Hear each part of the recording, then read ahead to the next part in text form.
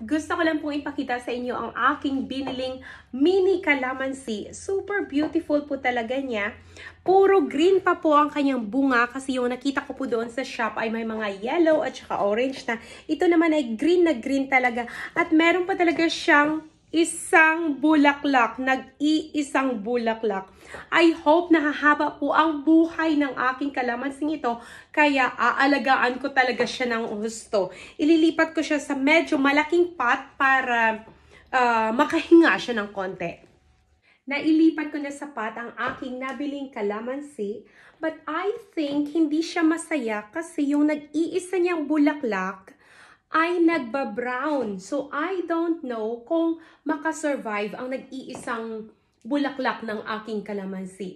Dito ko siya ilalagay sa loob ng bahay sa may lamesa kasi para nakikita ko siya palagi at hindi ko siya makalimutang kainin.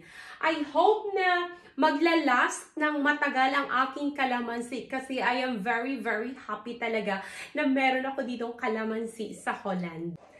Minsan ay ilalagay ko din ang aking kalamansi sa may bintana para at least masikatan talaga siya ng araw para hoping na next year ay hindi ko na kailangang bumili ng panibagong kalamansi kasi marami na siyang bulaklak, marami na siyang bunga at talagang mapapakinabangan ko talaga yung binayad ko sa kanya.